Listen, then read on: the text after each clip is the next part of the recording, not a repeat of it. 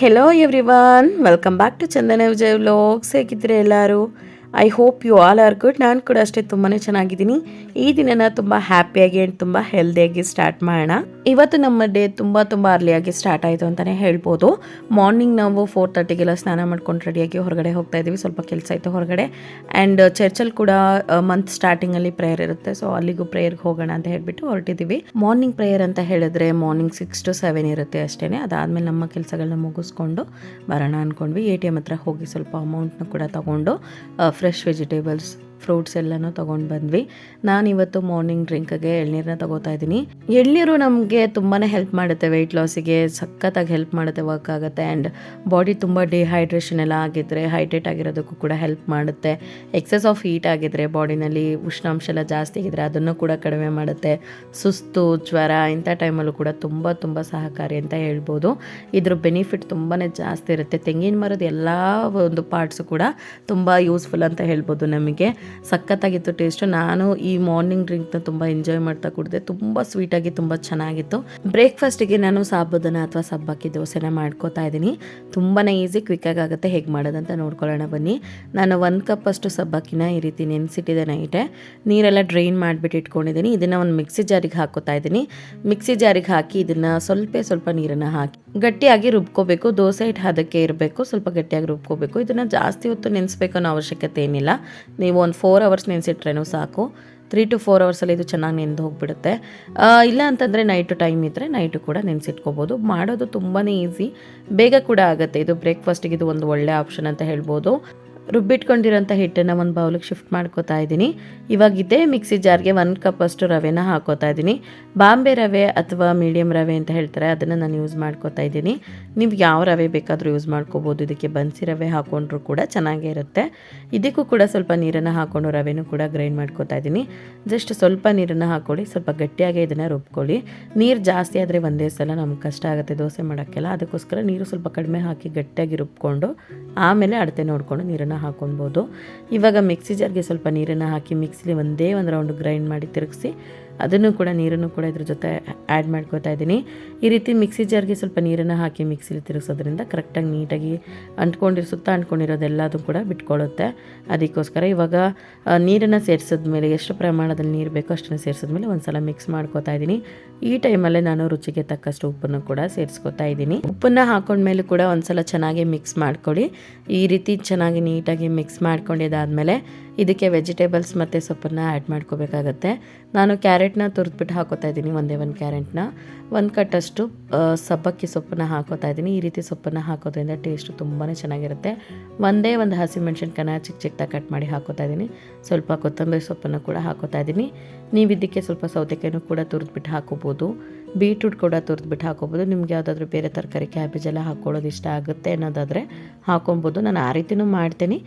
ಇವಾಗ ನನಗೆ ಟೈಮ್ ಆಗಿತ್ತಲ್ಲ, ಬೇಗನೆ ಮಾಡಬೇಕಂತ ಹೇಳ್ಬಿಟ್ಟು ಇಷ್ಟನ್ನು ಹಾಕೊಂಡು ಮಾಡ್ಕೋತಾ ಇದ್ದೀನಿ. ಎಲ್ಲನೂ ಹಾಕ್ಕೊಂಡ್ರೂ ಟೇಸ್ಟ್ ಚೆನ್ನಾಗಿರುತ್ತೆ, ಪ್ಲೇನಾಗಿ ಮಾಡ್ಕೊಂಡ್ರೂ ಟೇಸ್ಟ್ ಚೆನ್ನಾಗೇ ಇರುತ್ತೆ. ಈ ರೀತಿ ಮಾಡಿದ್ರೆ ಹೆಲ್ತ್ಗೂ ಒಳ್ಳೆಯದು, ನೋಡೋಕ್ಕೂ ಚೆನ್ನಾಗಿ ಕಾಣಿಸುತ್ತೆ, ತಿನ್ನೋಕ್ಕೂ ಟೇಸ್ಟಿಯಾಗಿರುತ್ತೆ ಅಂತ ಈ ಥರ ಮಾಡ್ಕೋತಾ ಇದ್ದೀನಿ. ಈಗ ತವಾ ಬಿಸಿಯಾಗಿ ಇಟ್ಕೊಂಡಿದ್ದೆ. ತವಾ ಬಿಸಿ ಆದಮೇಲೆ ಸ್ವಲ್ಪ ಎಣ್ಣೆನ ಹಚ್ಬಿಟ್ಟು ಸ್ವಲ್ಪ ನೀರನ್ನು ಸ್ಪ್ರಿಂಕಲ್ ಮಾಡಿಬಿಟ್ಟು ಆಮೇಲೆ ದೋಸೆನ ಹಾಕೋತಾ ಇದ್ದೀನಿ. ನೋಡ್ಬೋದು ಎಷ್ಟು ಚೆನ್ನಾಗಿ ಬಂದಿದೆ ಅಂತ. ತುಂಬ ಏನೂ ವ್ಯತ್ಯಾಸ ಇರೋದಿಲ್ಲ, ದೋಸೆಗೂ ಇದಕ್ಕೂ ಜಾಸ್ತಿ ಏನೂ ಡಿಫ್ರೆನ್ಸ್ ಇರೋದಿಲ್ಲ. ಟೇಸ್ಟ್ ಕೂಡ ತುಂಬಾ ಚೆನ್ನಾಗಿರುತ್ತೆ. ಒಂದು ಸಲ ಟ್ರೈ ಮಾಡಿದ್ರೆ ಖಂಡಿತ ನಿಮ್ಗೆ ಇಷ್ಟ ಆಗೇ ಆಗುತ್ತೆ. ಈ ರೀತಿಯಾಗಿ ದೋಸೆಗಳನ್ನ 10 ನಿಮಿಷದಲ್ಲಿ ಒಂದು 10ರಿಂದ 15 ದೋಸೆಗಳನ್ನ ಮಾಡ್ಕೊಂಡ್ಬಿಡ್ಬೋದು, ಬೇಗನೆ ಆಗುತ್ತೆ. ನನಗೆ 2 ದೋಸೆನ ಮಾಡ್ಕೊಂಡಿದ್ದೆ, ಹಸ್ಬೆಂಡ್ಗೆ ಒಂದು 3 ದೋಸೆನ ಮಾಡಿಕೊಟ್ಟಿದ್ದೆ. 2 ದೋಸೆ ಹೊಟ್ಟೆ ತುಂಬ ಹೋಗುತ್ತೆ. ಇದರಲ್ಲಿ ನಾವು ವೆಜಿಟೇಬಲ್ಸ್ ಹಾಕಿರೋದ್ರಿಂದ ತುಂಬ ಬೇಗನೆ ಹೊಟ್ಟೆ ತುಂಬುತ್ತೆ. ಆ್ಯಂಡ್ ಟೇಸ್ಟ್ ಕೂಡ ಸೂಪರಾಗಿರುತ್ತೆ. ಇದಕ್ಕೆ ಸ್ವಲ್ಪ ಜೀರಿಗೆನ ಹಾಕಬೇಕಾಗಿತ್ತು, ನಾನು ಮರ್ತುಬಿಟ್ಟೆ. ಇವತ್ತು ಟೈಮ್ ಆಗೋಗಿತ್ತು ಅಂತ ಅರ್ಜೆಂಟಲ್ಲಿ ಮಾಡ್ಕೊಂಡಿದ್ದಕ್ಕೆ ನಾನು ಯಾವಾಗಲೂ ಜೀರಿಗೆ ಹಾಕ್ತಾ ಇರ್ತೀನಿ. ನೀವು ಕೂಡ ಸ್ವಲ್ಪ ಜೀರಿಗೆನ ಸೇರಿಸ್ಬಿಟ್ಟು ಮಾಡ್ಕೊಳ್ಳಿ, ಟೇಸ್ಟ್ ತುಂಬಾ ಚೆನ್ನಾಗಿರುತ್ತೆ. ಇವಾಗ ದೋಸೆ ಎಲ್ಲ ರೆಡಿಯಾಗಿದೆ. ದೋಸೆ ಎಲ್ಲ ರೆಡಿ ಆದಮೇಲೆ ಸರ್ವ್ ಮಾಡ್ಕೋತಾ ಇದ್ದೀನಿ. ಬ್ರೇಕ್ಫಾಸ್ಟ್ನು ಕೂಡ ಅಷ್ಟೇ ಈ ರೀತಿಯಾಗಿ ಪ್ಲೇಟ್ನ ತುಂಬ ಚೆನ್ನಾಗಿ ನೀಟಾಗಿ ಡಿಸೈನ್ ಮಾಡಿಕೊಂಡು ಪ್ಲೇಟಲ್ಲೆಲ್ಲ ನೀಟಾಗಿ ಸರ್ವ್ ಮಾಡ್ಕೊತೀನಿ. ನಾನು ಸ್ವಲ್ಪ ಬೆಳ್ಳುಳ್ಳಿ ಚಟ್ನಿನ ಮಾಡಿ ಇಟ್ಕೊಂಡಿದ್ದೆ, ಅದನ್ನು ಕೂಡ ಹಾಕ್ಕೊಂಡು ಇದ್ರ ಜೊತೆ ತಿಂತಾಯಿದ್ದೀನಿ. ಸ್ವಲ್ಪ ಚಟ್ನಿ ಹಾಕ್ಕೊಂಡು ತಿಂತಿದ್ದೀನಿ, ಯಾಕಂದರೆ ಇದರಲ್ಲಿ ಆಲ್ರೆಡಿ ಹಸಿಮೆಣ್ಸಿನ್ಕಾಯಿ, ಕ್ಯಾರೆಟ್, ಈರುಳ್ಳಿ ಎಲ್ಲ ಹಾಕಿರೋದ್ರಿಂದ ಅದೇ ಟೇಸ್ಟ್ ಚೆನ್ನಾಗಿರುತ್ತೆ. ಇದಕ್ಕೆ ನೀವು ಒಗ್ಗರಣೆ ಕೂಡ ಹಾಕ್ಕೊಳ್ಬೋದು. ಮಿಡ್ ಮಾರ್ನಿಂಗ್ ಸ್ನ್ಯಾಕ್ಗೆ ನಾನು ಒಂದು ಗುವಾನ ತೊಗೊಂಡಿದ್ದೆ, ಸೀಬೆ ಹಣ್ಣನ್ನು. ಡೈರೆಕ್ಟಾಗಿ ನಾನು ಲಂಚ್ಗೆ ಏನು ಮಾಡ್ತಿದ್ದೀನಿ ಅನ್ನೋದನ್ನ ತೋರಿಸ್ತಾ ಇದ್ದೀನಿ.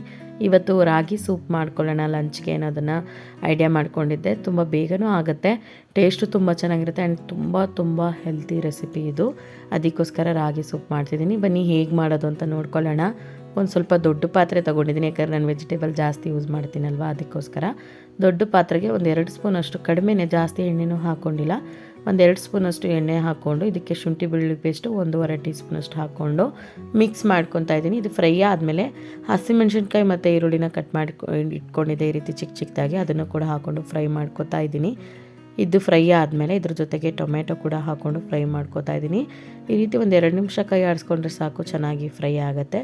ಸೂಪಲ್ಲಿ ಚೆನ್ನಾಗಿ ಕುದಿಸೋದ್ರಿಂದ ಅದರಲ್ಲೂ ಕೂಡ ಬೆಂದು ಹೋಗುತ್ತೆ ಇದು, ಅದಕ್ಕೋಸ್ಕರ ಸ್ವಲ್ಪ ನಾನು ಫ್ರೈ ಮಾಡ್ಕೊತಾ ಇದ್ದೀನಿ. ಇವಾಗ ಎಲ್ಲ ಥರ ವೆಜಿಟೇಬಲ್ಸ್ನ ಹಾಕ್ಕೊತಾ ಇದ್ದೀನಿ. ಇದರಲ್ಲೂ ಕೂಡ ಅಷ್ಟೇ capsicum, cabbage, carrot, beans, spring onion, mushroom ಎಲ್ಲ ಥರ ವೆಜಿಟೇಬಲ್ಸ್ನ ಹಾಕ್ಕೊಂಡಿದ್ದೀನಿ.